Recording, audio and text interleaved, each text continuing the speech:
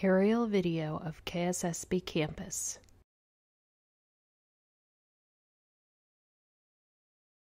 Follow-up conversation on CVI with Dr. Lotfi Merabet, April 22nd, 2021. KSSB logo in background. For those of you that are joining us for the first time, this is Dr. Lotfi Merabet, and he has a neuroplasticity lab out in Boston. He can tell you all about what the work that they're doing out there.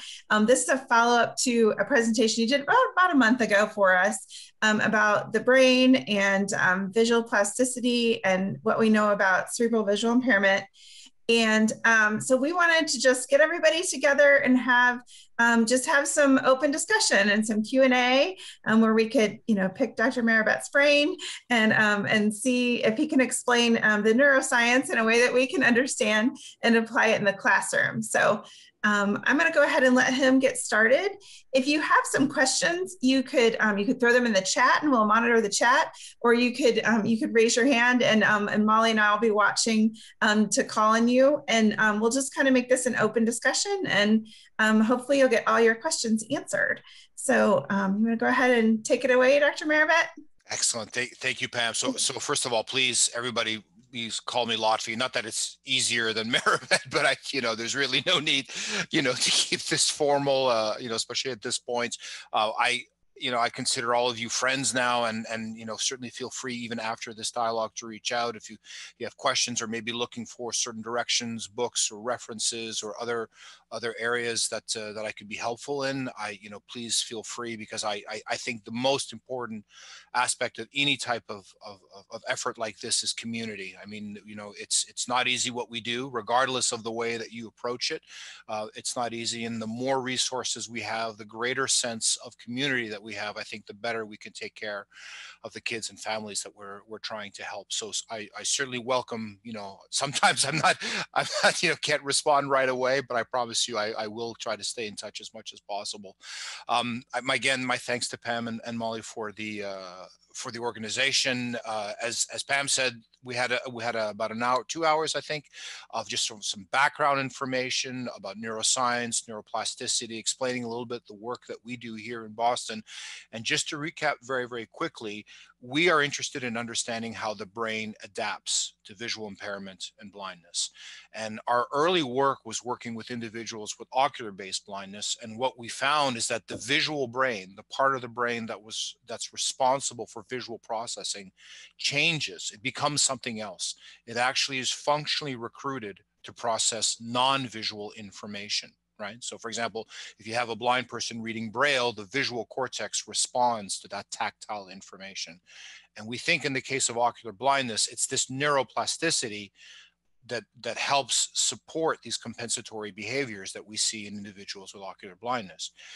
If you now ask the question in the case of CVI, which is not predominantly an eye-based visual impairment or blindness, but rather a brain-based visual impairment, how does this plasticity now happen? And we think the fact that it's fundamentally different, that the brain reacts in a different way in the case of brain-based visual impairment, can help explain why an individual with ocular-based impairment versus an individual with brain-based impairment are so different when it comes to various strategies and so on. And I'm sure all of you have experienced this as well. So the strategies, the tools, everything we've developed for ocular-based blindness doesn't necessarily translate to what we can do in the case of CVI, brain-based impairments. And that's an important thing to keep in mind. So obviously today, that I think is going to probably be a recurrent theme and a conversation we'll have more and more. But I wanted to just end, or I should say, I wanted to start with one slide that I wanted to end with last time that I think will help bring together some of these ideas about neuroplasticity and strategies. And I think we'll also maybe jumpstart some of our conversation as well. So I think I can share my screen. And if this all goes well, you should see, I think it's working now. A title here, how can we enhance plasticity in brain development, correct?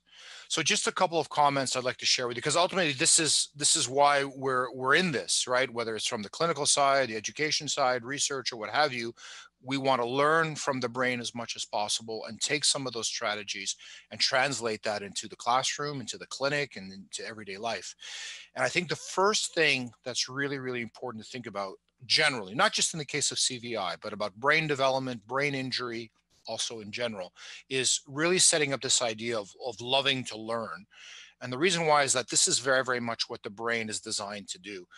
If I could give you an explanation of why do you have a brain? Why do you have a mind? The reason is that it creates an internal model of the outside world. It allows you to handle information coming in, examine it, analyze it, base that on past memories, past experiences, your emotions, your feelings, context, and then react on to it. Right. So it takes information in and allows you to react to it. That's what the brain does fundamentally. It allows you to create a model of the world. So anything that perturbs that development early in life, whether it be a brain injury, blindness, auditory deprivation, or anything, could theoretically impair that model. And if it impairs the development of that model, it could theoretically change the way that they literally see the world. So that's why we need to understand development, is because how does that internal model develop? So developing this growth mindset, promoting discovery, focusing more on processes rather than results, balancing repetition versus novelty. These are all things we know in terms of development of children, and they obviously apply in the case of brain injury as well. The more you can put this system to work in action, the better it is, and the more that model can develop, because that's really the idea. And you'll see I have this picture of a t-shirt here. When parents come to me and say, what equipment should I buy for my child? How can I help? I say, get a Nike t-shirt. Just do it. Get out there. Let that child interact with the world as much as possible. Whatever, modality is comfortable with them, kind of creates a space that allows them to explore as much as possible. Because fundamentally, and I'm sure all of you agree with me, children are clever. Children will figure it out. Children have an internal innate motivation to stay connected to the world, stay connected to their peers, their colleagues, their families. And if we create an environment for them, they will thrive. And I think that is really the important thing to keep in mind. I also said on the second comment here, I talk about this buffet style learning. I think we typically have this idea that we need to, force certain regimens or force a didactic type approach. And that isn't always true. That certainly has advantages, but I think a sort of exploratory Montessori type, approach also has value as well. And in other words, creating an environment where the child or the individual can figure out what modalities are best for them, or learning styles that are best for them as well. I think that is also incredibly helpful. Thinking about breadth over depth in terms of skill learning, a well-rounded adaptive mind, a creative mind, a flexible mind. Very often we hear about the advantages of learning through play as opposed to, rote learning as well. And they each have advantages and disadvantages. But again, I think creating a well-rounded, balanced opportunity speaks very, very well from a brain development standpoint, and I think ultimately can help translate to adaptability. Thirdly, I talk about emotional learning. This is something that I think is extremely important as well, and not something that we typically do in classic, school setting. The brain is extremely emotional. There's an emotional component to how the brain works, because that gives valence, that gives polarity to how we react to things. Aggressive, fear, love, hate, all these sort of things gives context and nuance to the way that the brain is handling information. So developing emotional intelligence, understanding why we react to things the way that we do, is also extremely important and is part and parcel to brain development also. And finally, as I said, back to my Nike t-shirt, get busy, get out there as much as possible, create that environment. And I understand we're busy and there's a lot to do in a day, and just trying to get through your day. But creating as much of an active world as possible for children, particularly in the case of sensory deprivation or brain injury, I think is extremely important. And really pushing this idea of getting out there, especially in the early years where the brain is changing the most, or at least at the highest level, is really the opportunity, I think, to engender changes that could be theoretically beneficial later in life. As I said, explore developing this inner mind as a way to interact with the outer world, set up for success, safe spaces as well. And the other thing, or last thing I should say, is that it's not over after the critical period. We think of this window of opportunity around the age of 7 or 8, where the brain is maximally receptive to sensory stimulation. But the fact of the matter is that plasticity exists throughout life. It's harder as we get older, and there's a reason for that, because the brain by that point is largely trying to commit itself to a certain way of doing things. But the fact of the matter is that plasticity is a fact of life and throughout life. So change occurs, and we have to remember that, oh, well, if we didn't do it when we were young, we'll never be able to do it when we're older. That's just simply not true. Change occurs throughout life. And the last thing I'll mention here that I think is really important, and gets back to this idea of getting busy and just do it and so on, is if there's one area of neuroscience that's showing tremendous data in terms of changing the brain, is this idea that there is an incredible link between good cardiovascular health, fitness, exercise, and brain development. There is an enormous amount of neuroscience research in this area. This is just a study that was done by a group in Spain showing you a link between physical fitness in children with increased gray matter volume in areas of the brain implicated in language processing and reading skills. So children who were more active, playtime, good, not physical therapy, but I should say, phys ed, physical education, all these sort of activities were showing increases in brain area and brain development in parts of the brain responsible for reading and language, not just parts of the brain responsible for motor activity or anything like that, but even parts of the brain responsible for higher level cognition. So again, activity seems to be a very, very big driver, an important driver for brain development. And I really can't stress this enough, that starting early, keeping them busy, I think is an extremely important point. So I'll leave it with that. I'll stop sharing here and then just kind of open it up for that. But I was hoping that this could at least sort of spark a little bit some conversation, some thoughts of perhaps individuals you've worked with, children that you know, and Pam and Molly, I'll open it now for questions. He had something in the chat. I believe it was Andrea's son is sitting there. He's 9 years old, and he says, "I really like this guy." So okay. Something you're saying is really hitting home with children in our audience. So that's good. Thank you. Do you have a Nike T-shirt? Get one.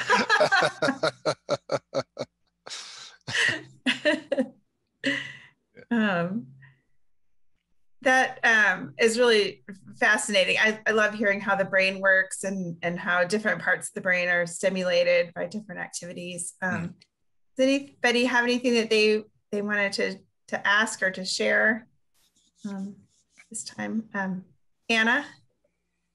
I have a long list of questions. I'll try not to dominate. Not a long list. They're really only numbered as 3. Okay. But the first one, thinking of a student that I work with regularly, and I know her TSVI is here as well, who has a diagnosis of CVI and additional disabilities, including some cognitive delay. So of course it's difficult to render out what is vision, what is cognitive, all of those things. Right. But she really struggles with color and is unable to recognize or identify. She can discriminate color all day long. She had a piece of purple paper in her hand in our O&M lesson this week and walked through and could put that purple paper up against lots of other purples and even could hold it against blue and decide, no, it's not the same. Hold it against pink, it's not the same. But if I ask her, give me, it doesn't matter the color, she's not consistent. Right. So sorry, can I just already comment on that first point? Yeah. So Anna, that is a great point. And it actually, believe it or not, from a neuroscience standpoint, makes sense. And the reason why is what we know when it comes to color perception, the way that you see colors is not just so much the color itself, but rather that color with respect to other colors. So in this particular case, so in other words, the way that you perceive a color really depends a lot in terms of the other colors that are around. And there's, again, a lot of neuroscience work in this, Samir Zeki, Edwin Land, a lot of individuals who show you that your perception of color can change the very, very same. And there are a lot of great optical illusions that demonstrate this. Your perception of a color can change depending on the colors that surround that same target. So I'm not changing the color of the target. What I'm changing is the context, and how you perceive that color changes. So what I think what's happening in this particular case is that when you set it up by a reference, when you allow her to compare, she can figure it out. But on its own, she can't, because she has nothing to compare it to, right? So typically everything kind of goes together. You learn from memory, from other contexts. You also learn by association, like, fire engines are red, and et cetera, et cetera. So to give you an example, I am, quote, colorblind. I'm color anomalous. And people ask me, like, how do you know the color of this? How the color of that? Well, I just learned like everybody else. I learned to associate just like everybody else. Just because I see the world slightly different than you do doesn't mean I don't know my colors, right? You just learn by association. So in this particular case, it sounds like she's still very much in this association phase, where she needs all the context and the colors, and to be cognizant of that, so that as time goes on, she'll know that, oh yeah, every time I see this particular hue, regardless of context, it's purple, or it's blue, or it's red, et cetera, et cetera. So I think that's what you're observing, from a neuroscience perspective. That's what you're observing. It really reflects the fact that the way that we see color is contextual, and she's just really at that ground level. That's how she operates. And I would say moving forward, it's really sort of striking home that getting past this contextual perception and thinking about it, okay, I can also see this color in isolation as well, when I think back to my memories or associations, et cetera, et cetera. Does that make sense? Yeah, that makes a lot of sense. It just helps yeah. us go back, because for people who haven't spent time in understanding the neuroscience piece Right. of it, they don't understand why she can't pick up Sure. the red crayon when they ask her to do red and put it in this spot. So to have more explanation to give to that. Right. But you give her red, green, and blue, she'll know what the red one is, right? In context. If we show her another red. Yeah, exactly. Exactly. Because that's just by association. Exactly. Right. And understand also, but that's fundamentally how the brain is. Like, if I give you something heavy and I ask you exactly what that weight is, it's hard for you to kind of think about it. But if I give you something lighter and heavier, it's very easy to say, well, this is lighter, this is heavier. Like, everything's relative to the brain, right? So over time and over repetition, et cetera, after thousands and thousands of tries, I'm like, yeah, that's pretty much 100 pounds, or that's 50 pounds, right?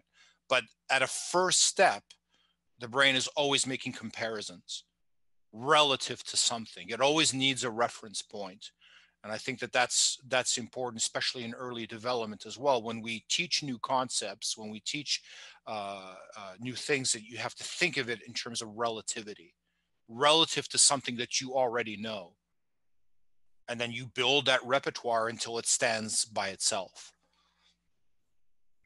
Awesome. So if we jumped to spatial awareness. All right. Yeah. Another good one. Yeah. Yeah. Right. Next door. Yeah. Next door. Right. Right. If another student identifying body parts, if we say, touch your nose, he'll reach up and touch my nose, but he does not have the understanding of his own nose and finding.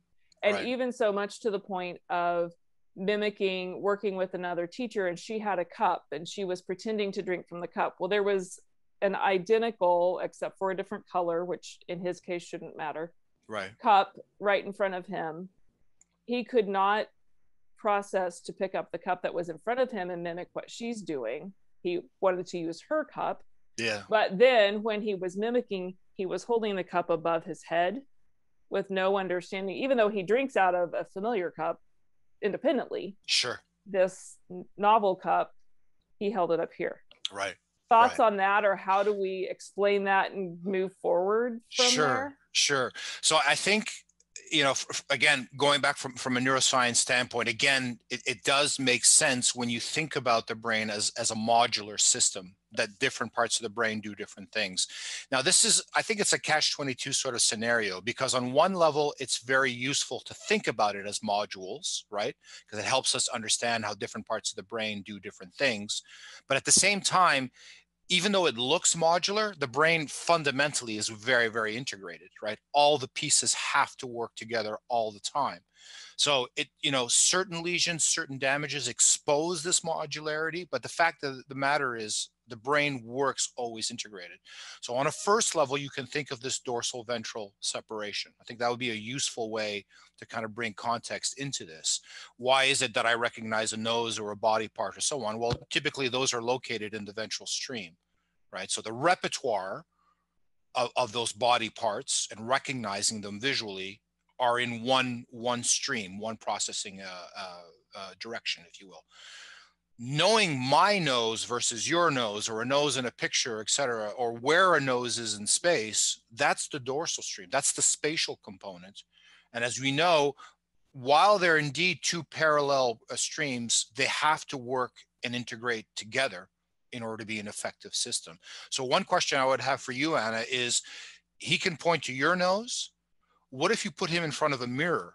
Does he point to his nose in the mirror? Not consistently. Not consistently. Yeah. So what I would argue in this particular case is that what seems to be, quote, deficient is his sense of space. So there's a sense of space overall, but there's a disconnect between space that he perceives outside versus how he is in that space. So I think from a rehab standpoint, typically what you have is, a lot of repetition, a lot of trying to drill down that this is mine, that is yours, et cetera, et cetera. This could be mine in a picture, this could be mine in a mirror, and really sort of reinforcing context in this particular case. So in a sense, what you're doing is trying to integrate the dorsal and ventral stream to work together. Right? They seem to be working independently in a sense, and really what you want to do is put the two together. The last piece I'll say about that, which is really intriguing, and it's going a little bit outside of my familiarity, but there is something what's referred to as mirror neurons. There is a part of the brain that we know that is extremely well tuned for imitation. And it's an extremely important skill. So for example, if you see somebody doing something and it has, for example, a potential benefit, the brain has a way of kind of recording that and engendering your brain to act the same way, right? So that's the basis of memes. It's the basis of social interactions.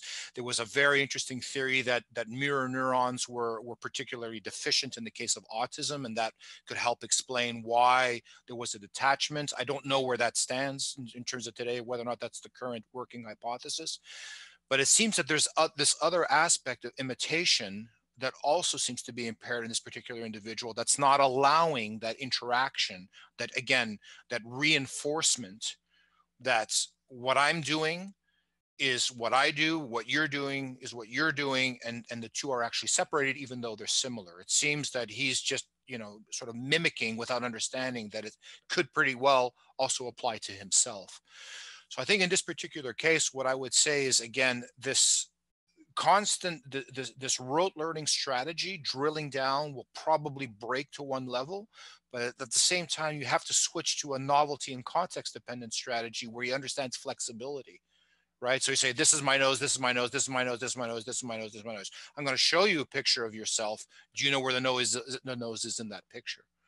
So think of it as building the modules and then switching strategies to make the modules work together. Does that make sense? Yes. Yeah. Thank you. Sure.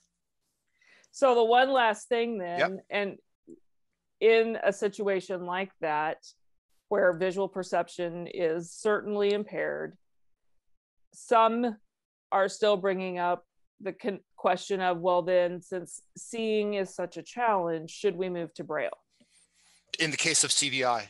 In the case of CVI. So my question would be, hearing all, and I just listened to your presentation a couple of days ago, very much in the context of a couple of situations. Sure. If all of those connections we know are impaired, is it likely that learning Braille could be just as difficult as learning to see because the connections are still impaired? Is that a reasonable hypothesis to make out of that? I think that is an extremely reasonable hypothesis to make. And the other way to turn that on its head is that there is no clear evidence that switching modalities would necessarily be beneficial. That would be the other way to sort of interpret that. That's not saying that it wouldn't be or it isn't or anything, but there's nothing to suggest that the CVI brain would respond to Braille learning the same way that it would in the case of profound ocular blindness. And the neuroscience is pretty clear about that, because you're not using the same hardware. The same hardware is not available to be recruited. At the same time, more often than not, an individual with CVI has some sort of degree of vision, typically, right? So the question becomes, do you just walk away from that and essentially operate functionally profoundly blind? Or do you try to bootstrap as much as you can with the vision that they do have? I would think logically, you work with what they have as much as possible, and then you supplement through other modalities when it comes, for example, to a situation that maybe they don't have the resolution to read at a particular speed. Maybe that individual really takes to Braille as a modality, but should we necessarily force that? I'm not convinced that that's necessarily the best strategy, because the machinery just is fundamentally different. Right. I hope you took that away from the lecture. Yeah. So there's nothing to suggest that is, we have to impose that on them, because it's fundamentally a different brain. Right. Perfect. So thank you. Excellent questions. Really, really great.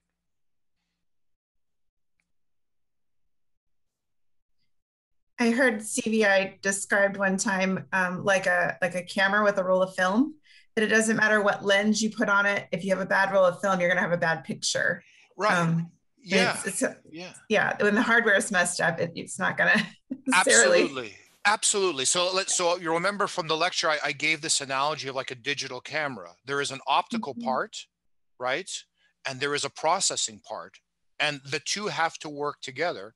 But it doesn't mean that one solution for one problem necessarily fixes the other problem. If I drop my camera and I crack the lens, I can replace the lens. But if I also broke the processor, I can take pictures all day with any lens that you give me. The pictures are still going to be terrible, right? So it's the same sort of idea. You have to think of, there is an optical component and there is a processing component, and the two have to work together. Similarly, if you have it, and this, a great example of this are individuals who are born with congenital cataracts and who, without brain injury, were born with congenital cataracts and then have the cataracts removed much later in life. They have enormous difficulties seeing, even though from an optical clarity standpoint, it's perfect. Why? Because the processor never developed. And there are many, many examples throughout history through this. And there are, unfortunately, tragic stories in the 30s and 40s of individuals who committed suicide, who said, my life was better when I was blind. At least I could interact with the world. There is a fabulous case of an individual named Michael May, from California, maybe heard of him as well. And he's a very, very interesting individual because he's so articulate, very, very motivated. An individual who helped develop a navigation system. So he's very, very involved with the community. And he had the opportunity to have a limbal stem cell transplant to allow him to take on a new cornea to give him optical clarity. And the first year of his life, he describes how he really had a hard time adjusting to motion and catching the ball and interacting with the world. And he's essentially learning to see in his 40s, while the rest of his brain is, has developed 40 years experience. So his visual part is way, way behind compared to the rest of his brain. And this is a particular situation where there was no early brain injury. There was, everything, hit normal milestones. Back to Anna's point, when you have an individual who gets that early neurological hit, that brain is on a very, very different path. And I think we have to do everything we can to try to bring it back onto a path of development, connections, integration, et cetera, et cetera. And it's not just vision, it's not just language, it's not just reading, it's also emotional, it's also social, it's sensory motor interactions, et cetera, et cetera. Again, anything that you can do, in my mind, to help develop that, to create a foundation, to create a base, so that ultimately that individual has the tools to consider, to, to continue discovering, I think is important. Back to Anna's case, maybe if you show all these, if you show all these possibilities to this individual, and then that person comes back to you and says, you know what, I like this Braille thing, great. But it's that person who figured out in the context of their brain and their learning context, not because we imposed it on them. So I think that's the step back that I think we need to do, is create environments for them to explore, to figure out what modalities are best for them. And to say, well, if you have, 2100 vision and this and that and the lesion here and this size and at this time, that formula doesn't exist. Certainly not today. I think we're at a step now where we have to rethink our strategy and say, okay, what worked in the case of profound ocular blindness was specific to that particular case, and we're essentially starting over.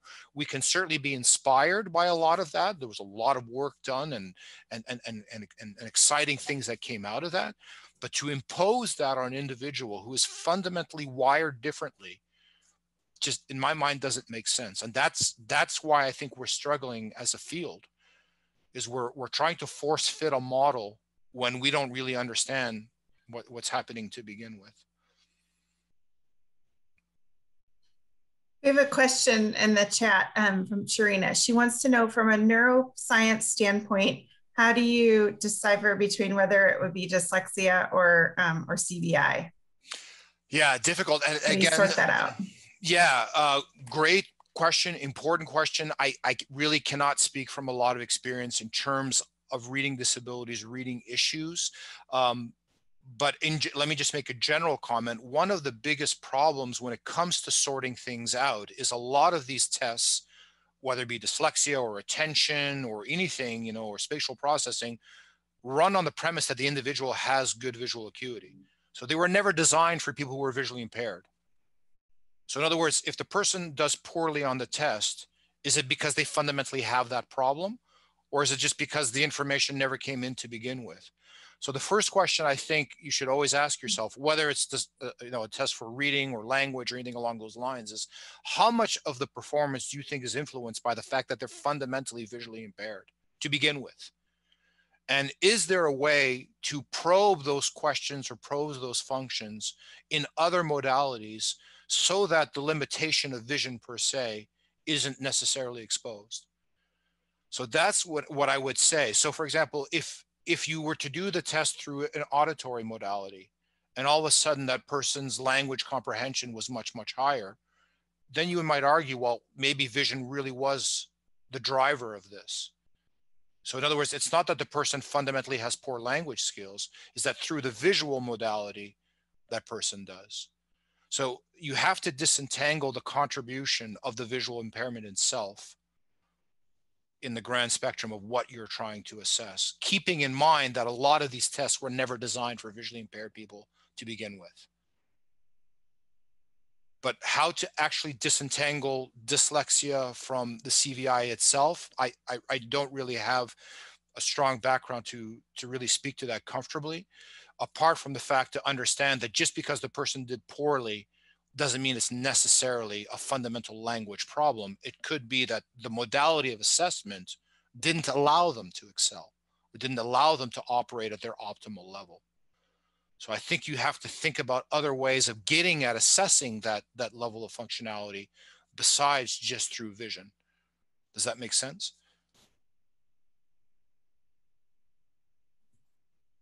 Yes, thank you. There's a question from Heather. I'm not sure if I will describe it right. Heather, do you want to go ahead and unmute and ask your question? Sure. I was wondering if there were a student with diagnosis of periventricular leukomalacia with a decreased volume of the corpus callosum, Yes. how it impacts global developmental delay. And then also, is there any reason why behind the student watches videos multiple times by rewinding it first? All right, so I'll bring the I'll try to tackle the first question, and we'll come back to the video. So absolutely, and in the case of PVL, and you're all familiar with this, is a strong association with prematurity as well. You see it in the case of cerebral palsy as well. It certainly does have a strong impact in that regard, because the corpus callosum is essentially the bundle that allows the two hemispheres to talk to one another. Right? So from a developmental standpoint, the brain is constantly shifting information back and forth. So if that highway in between the two is impaired in terms of its development, it's going to impair how the two hemispheres communicate to one another. The other thing is that the corpus callosum is if you can imagine it, again, like a bridge in between the two hemispheres. The pathways that go through are quite specific. In the back of the brain, those are the visual pathways. In the middle, you have motor pathways. In the front, you have other pathways, auditory, for example. So depending where in the corpus callosum it's thin, could give you an indication of what modality will be particularly impaired, right? Because it's not just a mixture going through. Posterior tends to be visual, middle tends to be motor, front or other modalities. So if it's thin across the board, I would argue that's probably all aspects that are going to be attained in that case. So yeah, there's no question that a thin corpus callosum is probably a very strong marker for developmental delays, because the two hemispheres cannot interact as much. So very, very often what you see in the case of CP is a lot of movement is trying to build one side. Then they start, for example, doing crossing midline activities and so on, is to try to get the two hemispheres to work together, right, as much as possible, to coordinate the limbs and so on. So that's a little bit the strategy behind that. You talked in a particular case about an individual who's rewinding videos. Is that right? Yes. Does this individual, do they say that this improves their comprehension? Is this something that just because they enjoy it? It's just, is it a sort of perseveration? What do you think is how they learn a show is what I've been told. Again, if that's what they like to do or need to do, it's their strategy. Maybe we know the first time, it's pure speculation, but maybe the first time they're concentrating on one aspect, the second time they're concentrating on something else, and they're trying to stitch it all together. But again, goes back to this idea that you let kids be kids, and let them figure out what works for them. And again, we have to give them the tools to allow them to do that. So your task is not necessarily understand, but here's the rewind button. Like this is this is how I kind of see it, is you have to work with that individual to let them learn in the best way that works for them. And I know it's tough when you're in a class of 10, 15, 20, 30, you would like one strategy that can kind of, cover everybody, and so you can move on with the content. But when we're talking about things like CVI and developmental issues, it really stresses the importance of the case-by-case scenario. I can also tell you that just in our data, when we assess, for example, like eye movements or brain activity or anything along those lines, the variability that we see in CVI is tremendous. And I've said this many, many times, and I'll continue to say this. Our best performers often do better than our worst controls, meaning there is an overlap of those CVI individuals who are, quote, high functioning compared to neurotypical individuals who are the poor performers of that group. Does that make sense? So in other words, it's not two completely separate groups. There is quite a bit of overlap. So you have to understand that for a certain task under a certain condition, that individual can look within norms, but in other tasks, they could be completely different. And I think we have this mindset that we're looking for disabilities. We're looking for, gaps. We're looking for, things that are completely, quote, a departure from normative data. But that's not always the case. It could be very, very different for different skills. And that's why I think you have to sort of take a global perspective and say, okay, I'm not going to just hone in on this, quote, particular deficit or this particular issue. I'm going to try to build a strategy to build a foundation for this individual so that they can find the strategies that work best for them. I think Robin has a follow-up question to Heather's. Do you want to unmute Robin and ask your question? Sure. I am a speech pathologist and I work in the area of assistive technology. So I have a lot of kids with CVI, and I'm currently working on a case where this particular student is 5 or more years delayed language and reading and writing, and definitely has PVL. And where we're struggling is he, due to working memory and all the other things, I'm thinking, gosh, there probably is a lot that is impacting him globally. Yeah. But where we're struggling is with the family, and they're saying if you just do more CVI strategies. Sorry, such as? Could you give me examples? Yes. And we're doing them. So like bubble letters, and that will help with reading. Everything's on a black background. Salient features. Thank you, Heather. We're working together on this case. We have lots of technology for him. His AAC device is bubble letters and salient, he's got pretty good motor, but I feel like it hasn't seemed to matter. I've been following him since he's been 4, that no matter what we do, increase service. And so I'm just trying to figure out, how do I explain this, or what is the positive prognostic indicator, and I'm not saying he's done growing ever, he's only, learning. Learning. He's only 9 and a half, but it's like at some point when we're still, talking in 1 to 2 word utterances and just all this explicit teaching, like you said, really breaking it down. We're not seeing any generalization. I'm a little stumped with these kids and what is impacting them, and how do we usurp it to help them? Absolutely. So great question, Robin. And I would say what you described is certainly not the exception. I would say it's the rule, to be perfectly honest with you. And there's a lot of things in there that need to be unpacked. The first thing I would say when it comes to talking to families that are, I don't want to say imposing, but are saying, just do more of this, do more of this, do more of this. I think the first thing to keep in mind is that we're still building our toolbox, right? That great saying that when you're a hammer, everything looks like a nail, I think we're kind of still very, very much in that situation. And the reason why a toolbox exists, the reason why we have different tools, is because different issues need different tools to be fixed or to be, to work on. And we're still very, very much developing that. I don't think from what I've seen and spoken to a lot of people in this arena, that there is one format or one strategy or one way to do this. Again, gets back to my earlier comment that, all of these things need to be tried. And I think really the indicator is, what does the child respond to? So what seems to be allowing that child to move forward, to get the 3 words, the 5 words, etc. And the other thing I would say is, let me give you another example.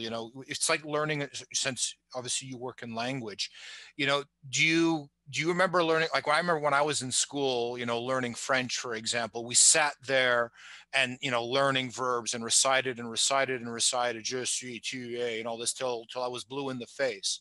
But if you put me in the middle of Paris, I couldn't talk to anyone, right? I knew my verbs, I could recite all of it, but I wasn't particularly functional. And then you hear, and people have argued like things like Rosetta Stone and stuff like this, which teaches you to be more conversive. The purists will tell you, yeah, but that's not how you should learn a language. You're sloppy, you're not, and so on. So the point is what is the end game? What is the goal? Is it about being adaptive? Is it about being functional? Is it about getting through your day? Or is it really drilling down and trying to build, core skills, et cetera, et cetera? And that may change depending on context and depending on the individual. If we're still very, very much in the early stages, then you may argue that, yeah, let's try to drill down the basics, et cetera. But if that child isn't getting past that phase, and because of it is now decreasing their social interactions, all these other aspects, etc., I would argue that that child's probably regressing on other levels. There may be incremental benefits on the language outcomes, but what about all the other things that matter to that child that aren't advancing?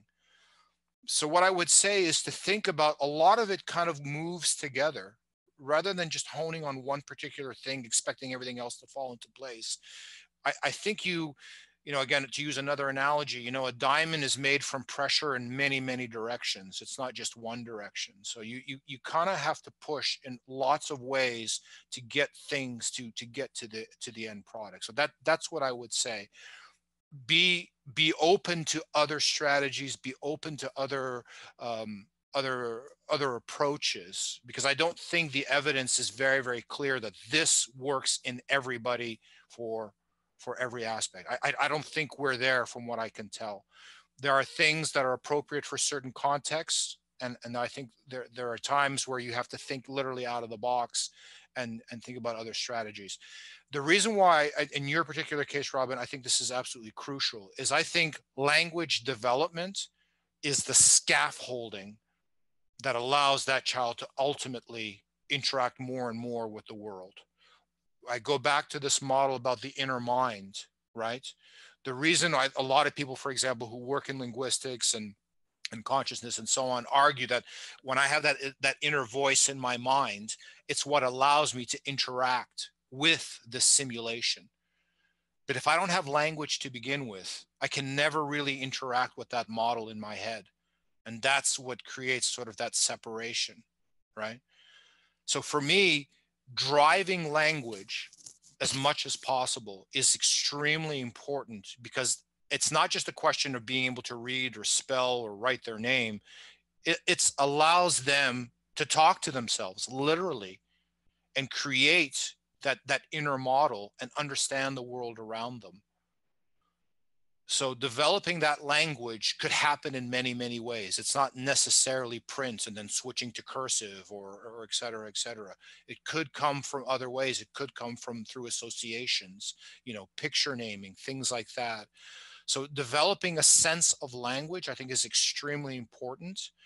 But again, I don't know if necessarily some sort of tour de force approach is necessarily the best in a particular case, especially if they're not responding to things that other kids are responding to.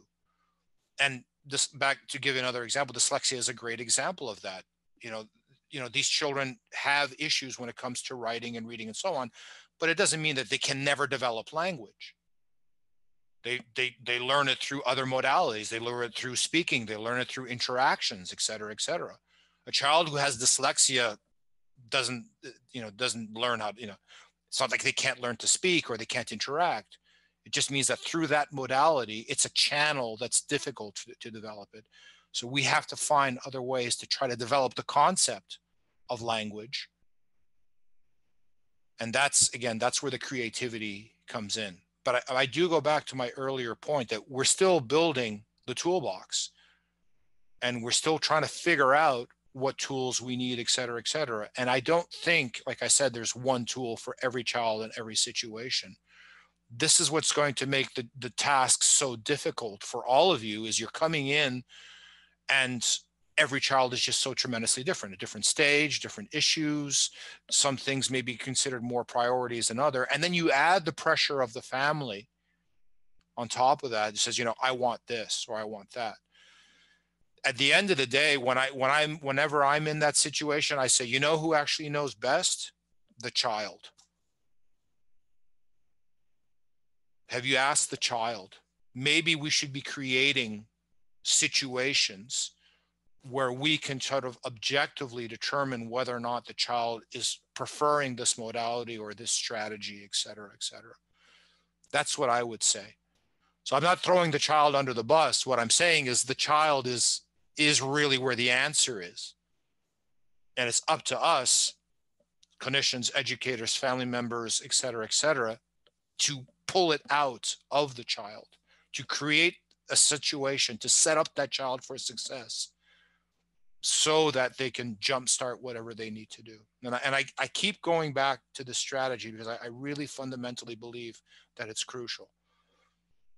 So I'm sorry, Rob, I can't give you, a specific strategy, but I can tell you that what you do is crucial. The language component is not just, one piece. It's not like, okay, today is language, tomorrow is math, the other day is, no, language is the scaffolding of everything else. And if I were to bet on something as early as possible to try to, to develop, come hell or high water, it would be language. There's no question, because that in my mind is what creates the scaffolding for everything else to develop. Thank you very much. That was helpful. Sure.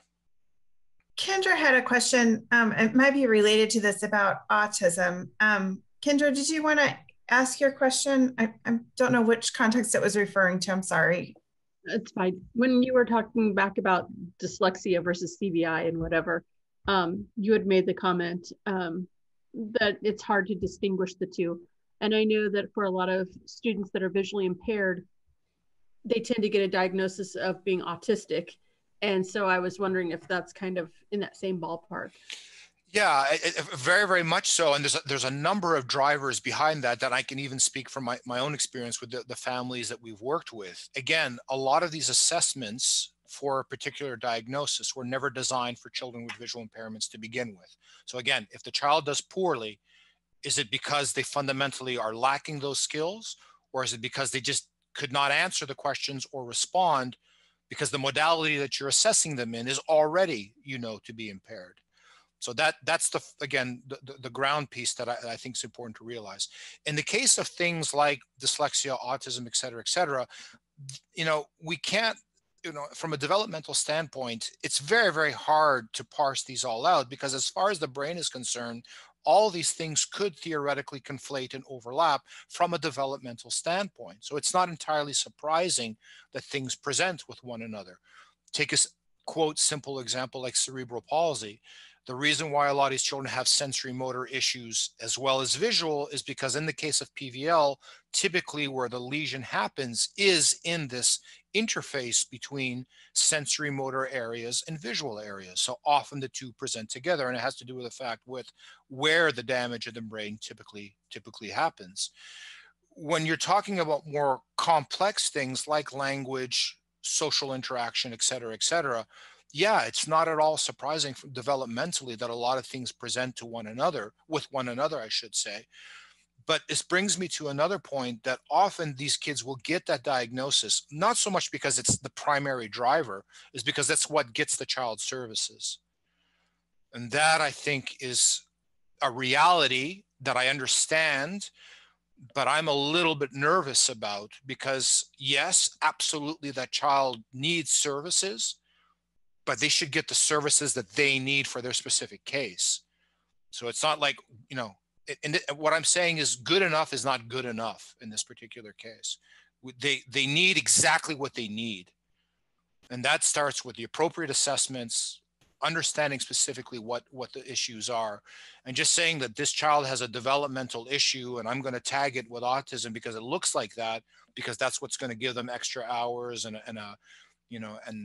so on. I don't think that's good enough. That is what I'm saying. And I don't want desperation to drive diagnosis. I want data to drive diagnosis. I want accurate assessments to drive diagnosis.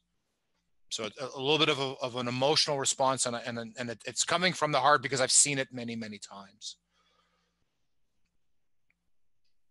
Kind of along those lines, Trina has a student that is displaying characteristics of CVI, but does not have a diagnosis, and is wondering, who does the family go to? Is it best to talk to an optometrist, an ophthalmologist, a neurologist? What do you do for a family that's struggling to get a diagnosis? Absolutely. Great question. Very, very important. And again, unfortunately, not the exception. It's more the rule. First and foremost, I think a lot of individuals or families think that, I need to see a particular specialist. And I don't think that's necessarily true. I think what you need is to see an individual who is comfortable and familiar with CVI, whether that be an optometrist, whether that be an ophthalmologist, pediatric neurologist, it doesn't matter what the specialty is. It's more a question of the familiarity with it, the nuances, the complexity, the willingness to look at history, to look at, you know, a global assessment. If you go and see, quote, the world's best neuropediatric ophthalmologist, and all they do is acuity and send you on your way, you are no better off. What you need is an individual who is sensitive to the nuances and the broad spectrum of CVI, who is willing to work with you. The second thing I would say is that it doesn't end with that visit. You have to be with an individual who's willing to be an advocate well after that visit, whether it be writing letters, summary statements, someone who says, you know, I looked at all these aspects and all these things are consistent with CVI. It's not just acuity. It's not just about visual field. There are clearly perceptual issues. I also understand that that child's vision as it is in my exam room may not be the same as it is in the real world. You need that individual who understands that. And again, that could be an optometrist, it could be an ophthalmologist, it could be a pediatric neurologist, but it has to be someone who is a familiarity and comfort with CVI. So that would be the first thing I would say, is to find a medical professional who is able to diagnose CVI and understands the nuances and the subtleties associated with the condition. Okay. Debbie has a question about driving. Yeah. Debbie, do you want to answer your question or ask your question? Sorry, Debbie, you're mute. You're on mute. There we go. Yeah. Sorry about that. No problem. Okay. So I'll give you some background on the student. He's 12 years old, was premature, so has a combined hearing loss and vision loss. And his TVI is also on here. I work as his O&M. So she's going to chime in as needed if you have questions about his ocular. And so as his O&M, what I've been working on the last 4 years is using a handheld device to to experience the world, to understand concepts, to be able to see things like street signs. And what I've noticed is I think his vision has improved over time. And it just does keep improving. But the things that still are an issue for him are clutter. So like at a street crossing, which we know all street crossings are novel because they're always changing. Sure. It's hard for him with the hearing loss and the acuity loss that he does have due to optic atrophy. It's like 20. It's always been like 2200, but now it's 2150 as of this week. It's hard for him to process all of that information when crossing a street. And so even though I've spent 4 years working on a process, it's still hard in the moment for him to retrieve the process. So yes, repetition has really, really helped him, but he still does require some cueing to recall the process in the moment. Has difficulty reading. That has improved in the last 2 years, I would say. And then the other thing that is a major issue for him is his ability to understand movement. That's very difficult when with traffic. So there have been times when we've crossed a street and mid-crossing he'll say, is that car parked or moving? So that's not the time when you want to be making that decision. So some of the things he has going for him that I really think are great are he has a family member, a grandfather who he spends a lot of time with, who lets him be a kid. And so he does drive, a car out in the field, and, he rides, motor scooters and things like that. So he sees himself as a driver. He's young, so he thinks, I'm doing this now. When I'm an adult, I'll be driving. And so since he's 12, I did chat with his mom a little bit about that. And when they went to their low vision doctor this week, he did ask the doctor about it. And so she I think sometimes forgets or neglects to remember that he has CVI. She puts down that he has optic atrophy. Yeah. Right. And she doesn't see him outside of her office, so she doesn't see what we see. And so she said she looked at an Ocutech device and said that she sees some promise with this device, that she got him down to 20/50 acuity, that he ought to be able to use that with driving. Right. And so he came, I had my lesson with him yesterday, and he told me about all of this. And I said, well, what are your thoughts? Because like you said, ask the child, ask him. So, and that's what I did. So he said, I don't know. I'm not sure. Right. And why? Mm-hmm. Why are they not sure? Why are they nervous? There's something there. And that goes back to the emotional intelligence aspect. Why is that? Do you know? Do you know? Do I know? Yeah. Did the child tell you why? No, and I didn't ask him why, and maybe I should have asked him why. I will. But I want to be very careful, because I want him to come to these conclusions on his own. Absolutely. I think that makes perfect sense.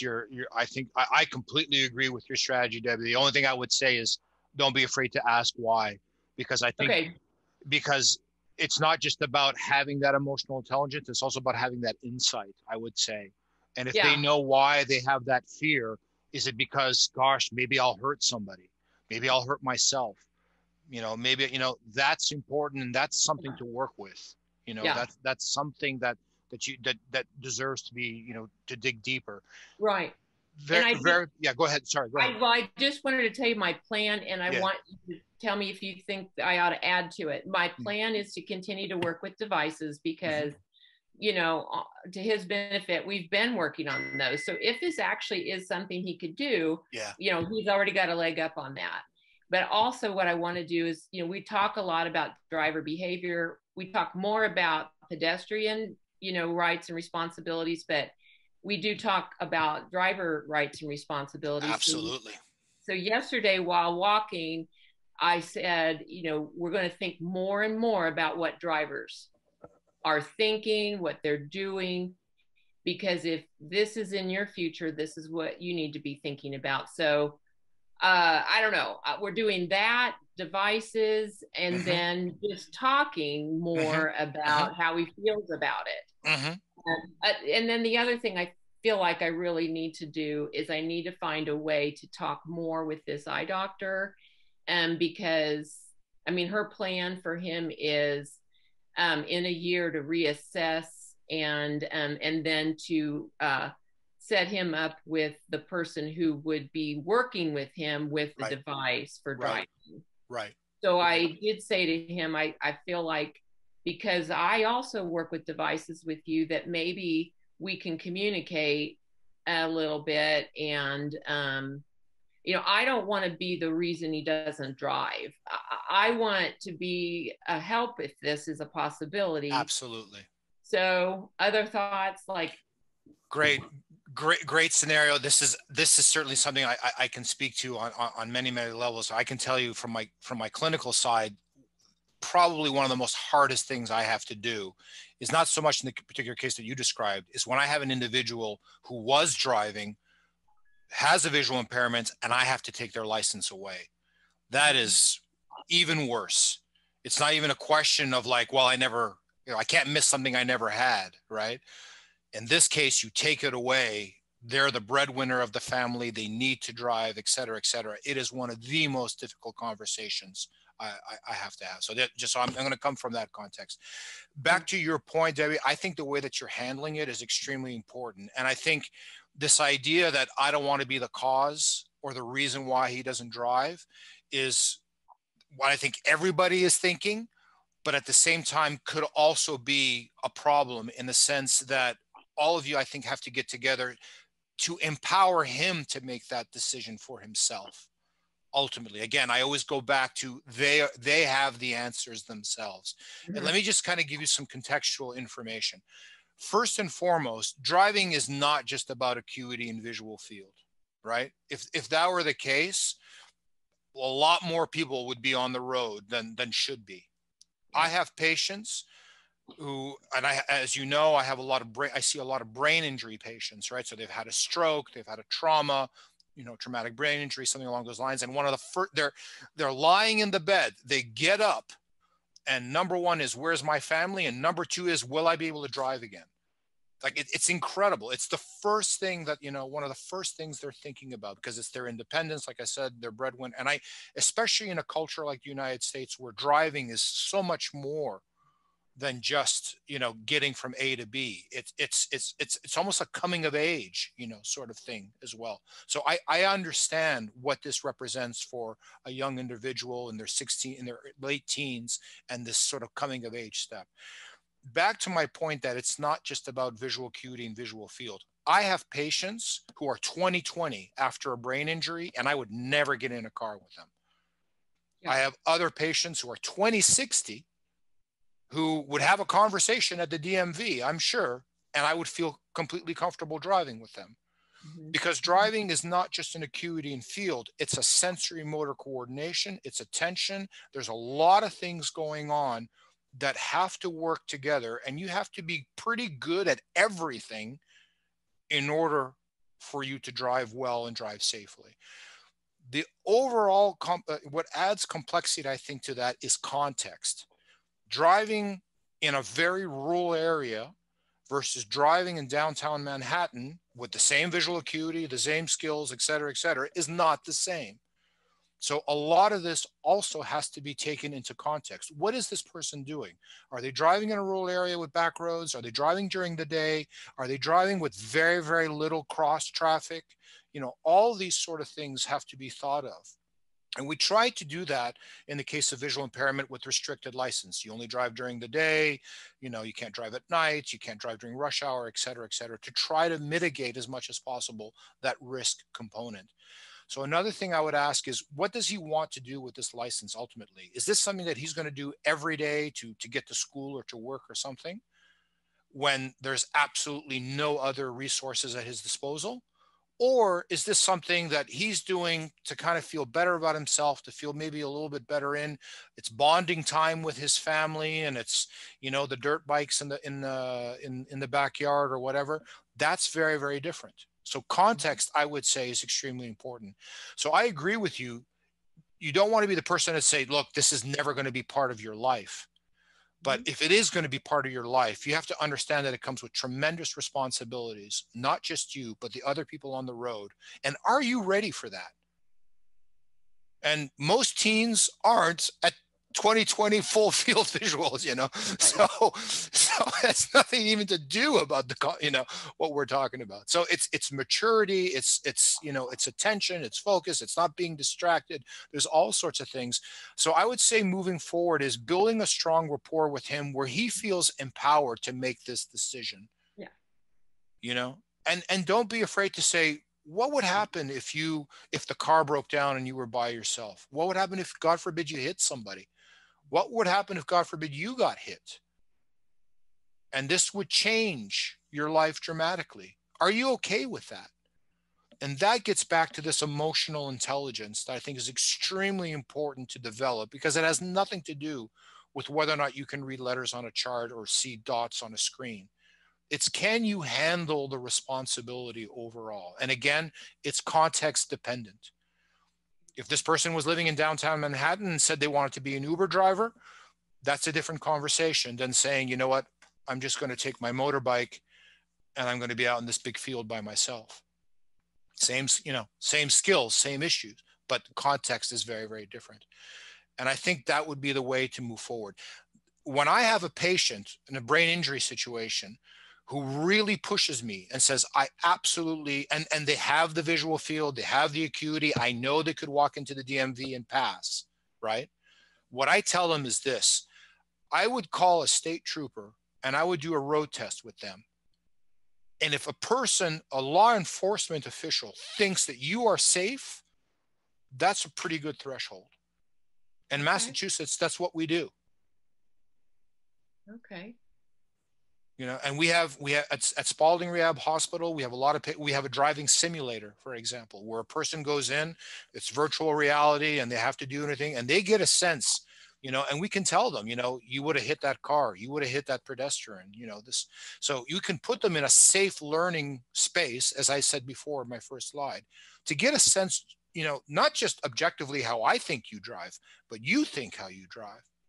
And if you can get those objective outcomes, you'll walk out of there again with a little bit more empowerment to feel like, you know what, I can do this, or I'm comfortable about doing this.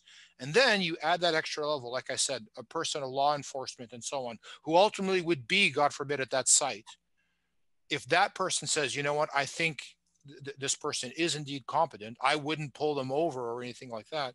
That's also sort of a level of confidence that that person may very well be at the appropriate functionality. And again, it's context dependent. Thank you so much. That's all so helpful. Good. It's, like I said, that's certainly something I can speak to experience, because all my patients ask about this, and it's really incredible how high it is on their priority list. They could be aphasic, they could have hemiparesis, they could have all sorts of issues. And one of the first things they ask me is, will I drive again? It's really incredible how high it is. And again, there's the context of driving, losing it, and not being able to go back. But also I understand that it's a coming of age issue as well. And it's independence, it's freedom, it's liberty, it's all these things that are important, from maybe even culturally, you could say. It's interesting because I talk to colleagues of mine in Europe, and they say, yeah, people never ask me this. Why? Because they don't typically drive to begin with. Or I'll just ask a family member, I have great public transport. Why? Car's a pain, like, why would I even want that? So it just goes to show you that context is everything. It's not about just your acuity or your visual field or anything. It's how does your level of functioning fit with the environment you're going to operate in. Kind of along those lines, would you mind speaking to the work that you're doing in your lab with virtual reality and with eye gaze with patients? Yeah, I think absolutely. Everybody would love to hear about that. Yeah, I'm happy to share, and it's interesting because I just thought of a story that I'd like to share with you guys that I think demonstrates why I think this can be useful.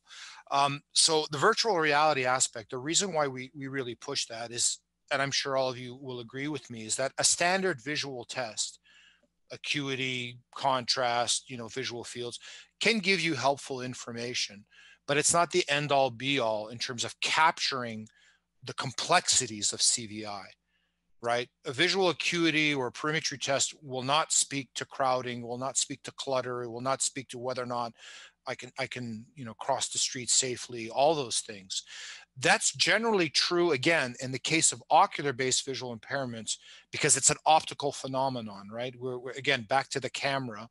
If we think about it of just, magnification or field and all these sort of things, we can get our head around it. But if there's a problem, like I said, with the processor, making it big or this or the color, nothing says that that's necessarily going to solve the problem. So you really have to think of it in a different context. So what I think the virtual reality allows us to do is probe those issues in a manner well beyond what can be done with just acuity and so on. But at the same time, simulate scenarios that child could go through, like in a classroom or something along those lines. So for example, with children, we have the virtual toy box.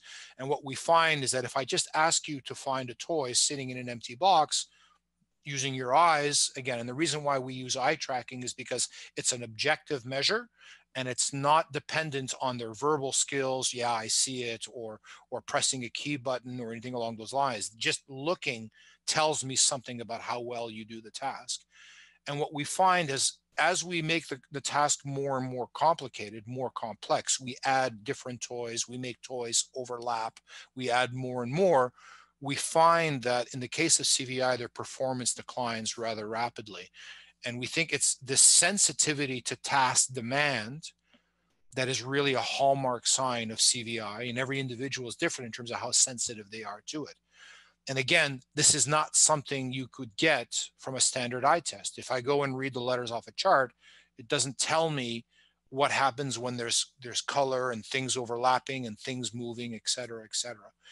The second level also is that we can go beyond just things like color and size and overlap, and we can add context like movement, like humans walking and things like that. And again, push the visual system in a manner that allows us to see what their limits are.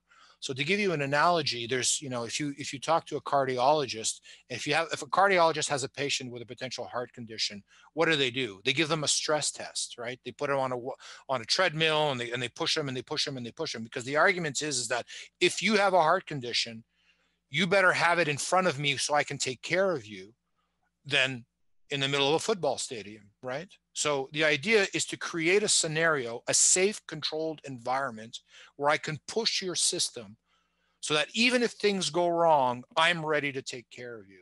And that's kind of the same sort of philosophy with us in virtual reality, is we create these environments that are very visually demanding, not because we want to stress the child out, but we want to know just what their tolerance is. And we think a lot of those strategies can then move on. So to give you an example, we have one young man, that one of our very diverse families that we were working with. This young man, what we were able to do with virtual reality is to show that when things were static, like the toy box, he was essentially insensitive to task demands. But when things were moving, then he showed a lot of sensitivity to task demands, right? So motion was his big issue.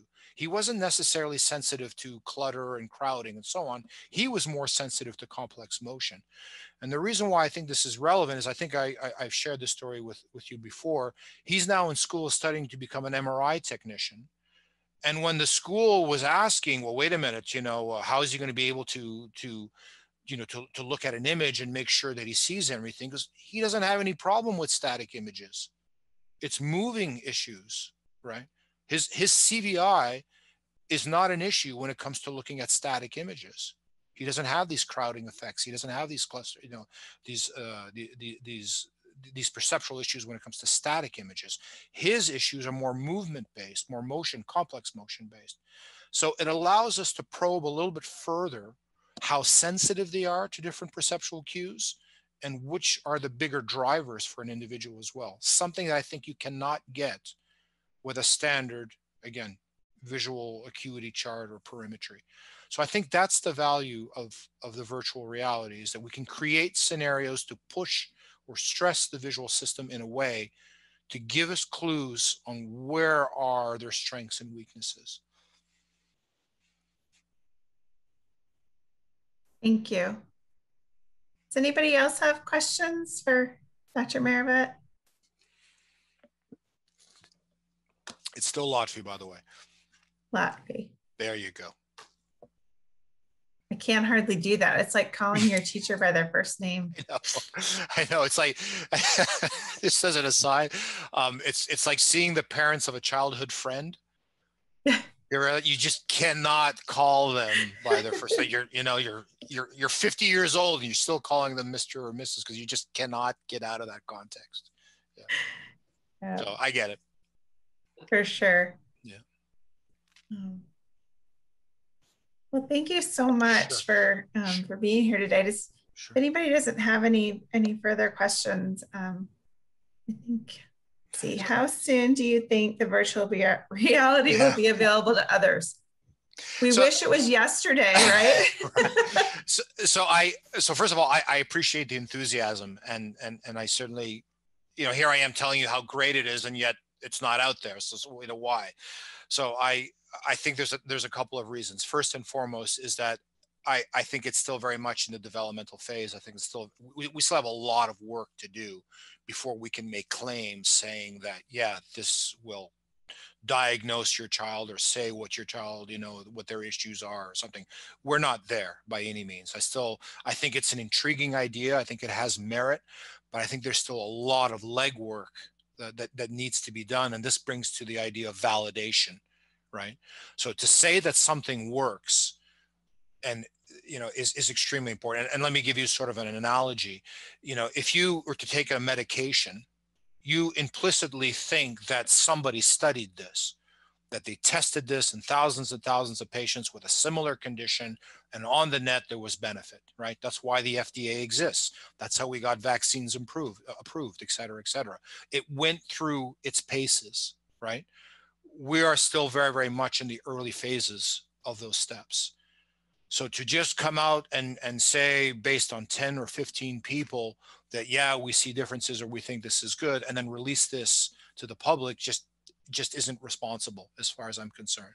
So I think there's still a lot of work to do. Again, I do think it has merit, but there are a lot of steps that you need to do from a validation standpoint before you can start making claims that, yeah, everybody should try this and this should be part and parcel of an exam. So we're not there yet. I will say this. If you have families or individuals who you think would be interested in participating, please reach out to me and we could find ways. If they're in the Northeast, great. If not, they're perhaps willing to travel and we can maybe, offset. But moving forward, what we hope to do after this first phase is to turn this into a multi-center trial where other parts of the country will have will replicate the setup and collect data the same way that we do, so that we can do that. But to just put it in the hands of teachers and families and just say, go ahead and do this, we're certainly not there. And I think it would be irresponsible at this stage, to be perfectly honest. With the VR, are you going to do just visual tasks, or will you add in any like noise, background noise and things like that happen in classrooms and stuff like that? Yeah, so so all that can be done. There's no question, and we have dabbled a little bit with it. So, for example, in the hallway, we have a scenario where the person is moving themselves versus static. All that can be done, but understand that from an experimental design, the more factors you add, the more you have to test, the longer the test, and that's so. Again, those of you who've heard me speak before, I say this all the time. Whenever you are studying something, change one thing at a time. If you test too many things simultaneously and you get an effect, you don't know what was the effect. So when you design that from a data capture standpoint, you are now extending the task, and then all of a sudden the child, may get worse because they just got tired from sitting there for an hour. So all these factors you have to kind of balance out in a way so that you can pull out and tease out what the factors are. So we've hedged our bets that clutter and crowding are the biggest drivers, complex motion are the biggest drivers. But once we can establish that, we can go back to the setup and then start adding features like background noise, et cetera, et cetera. But all those things can be easily implemented. But from a study design standpoint, to establish their true effect, it takes a lot of time. And I think that's, again, for all of you, when you're working with your kids and you're trying to figure out what's working, what isn't, really keep that in the back of your mind of like, make one change at a time in order to really try to get a sense that that's the change that made the difference. So to give you an analogy, I hear back to the earlier point about color preference, right? If I show a child a red object and all of a sudden the child looks, is it because it's the color red?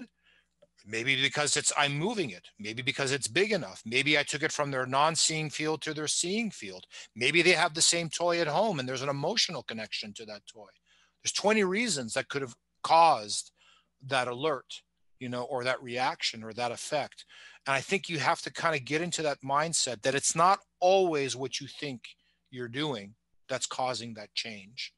And you have to create sort of scenarios to tease that out. So back to your point, Molly, the reason why we don't bombard them all with everything is that, yeah, we expect that their performance will get worse, but there could be 20 reasons why it did. So that it's just, I think it's an important point to kind of keep in the back of your mind that when you make changes, make them one at a time so that you can get a better sense that what the change was that elicited that effect. That's a good point. Change one thing at a time. Good advice.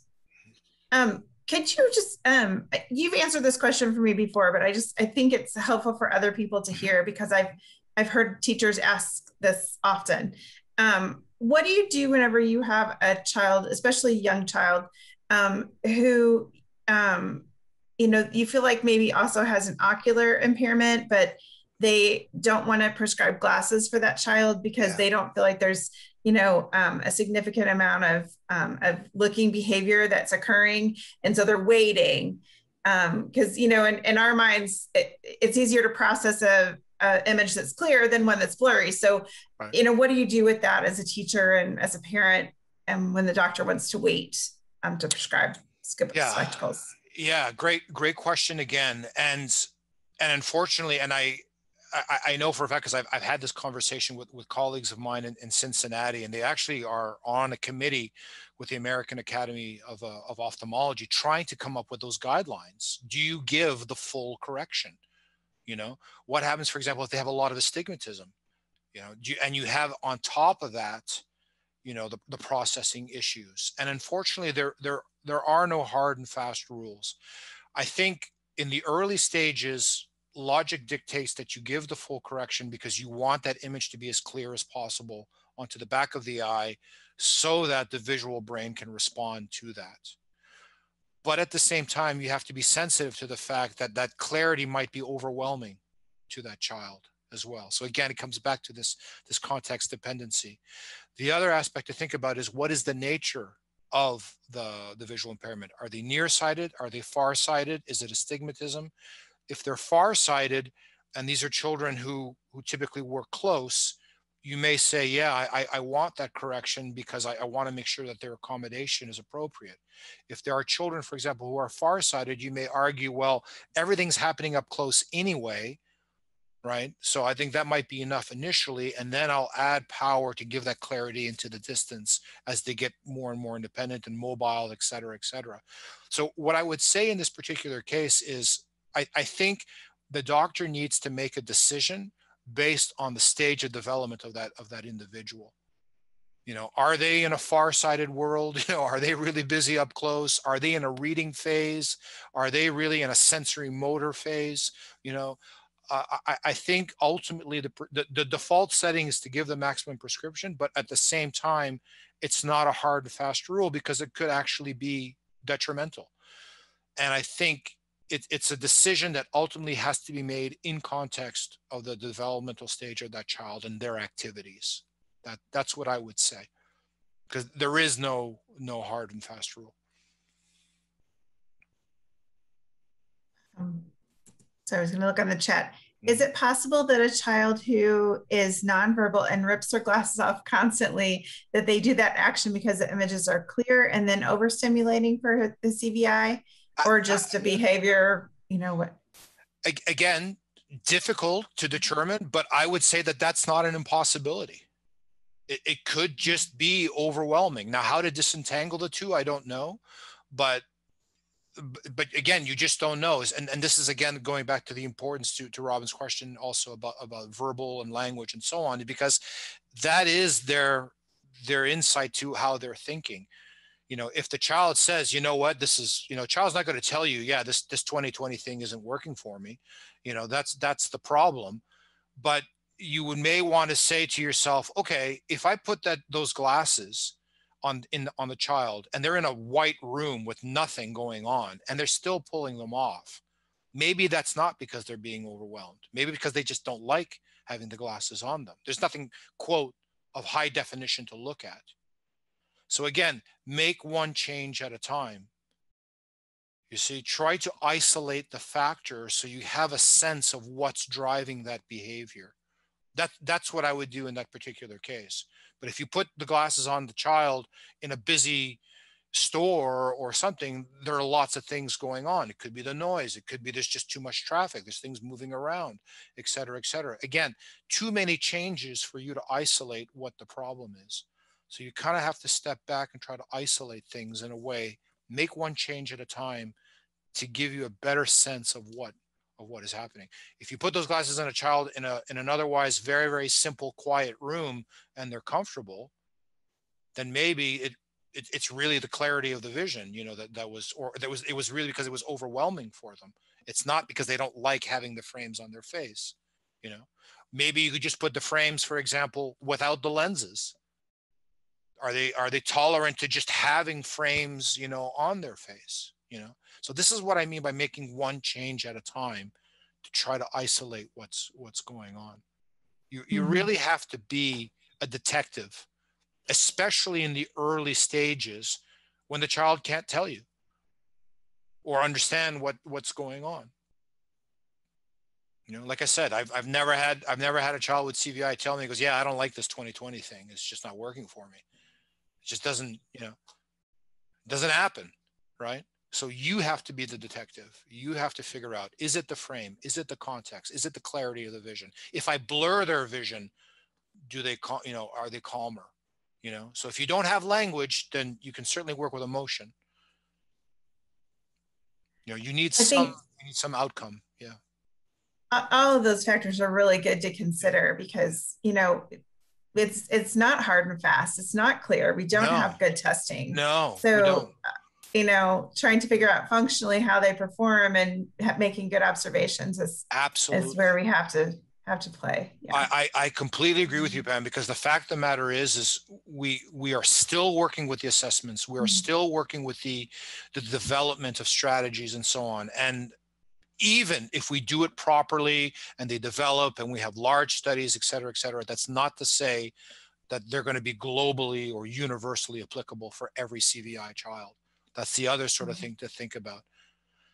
You really, like you said, you really have to ask the questions and really be your own detective, especially in the early stages where you cannot necessarily get that verbal feedback or something objective to tell you. But that's the job now. I really see it that way.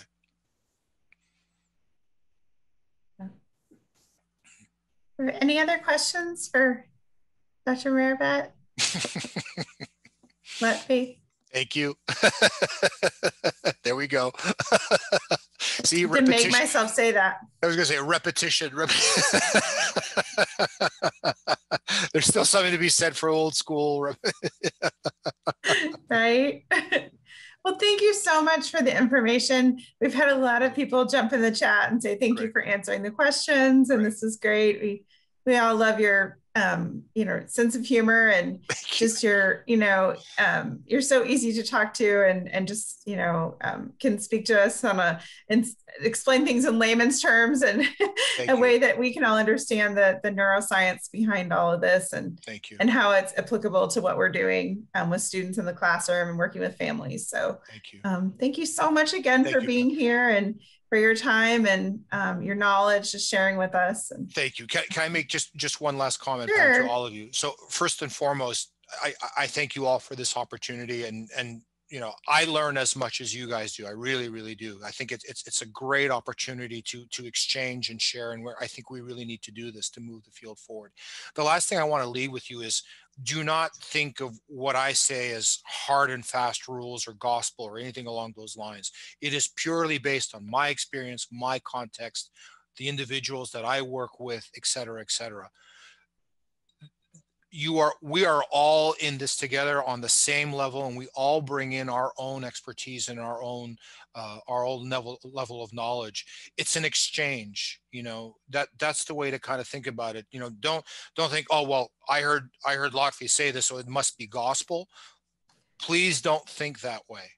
I'm just sharing what I've experienced and what I've seen.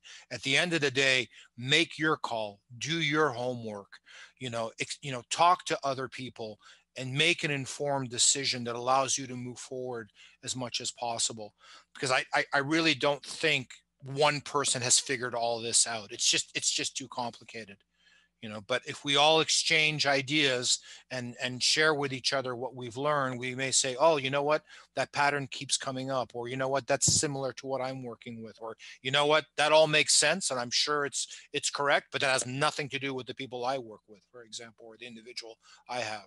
So just please keep that in mind, that the conversation is going to continue, and we all have something to contribute to this. It's a good reminder. Thanks again for everything. We really appreciate you taking the time and meeting with us for this follow-up conversation. Absolutely. Best of luck to all of you, and I hope one day we get the chance to do this in person. That would be great. Be safe, keep our everyone. fingers crossed, right? Yeah, fingers crossed. Be safe, guys. Be safe. Thank you. Bye. Good luck. Image of a girl at dusk standing on the edge of a rock reaching for the stars. Displayed is the quote, "Not being able to see the stars does not mean you can't reach for them," by Annan. KSSB logo at the bottom right.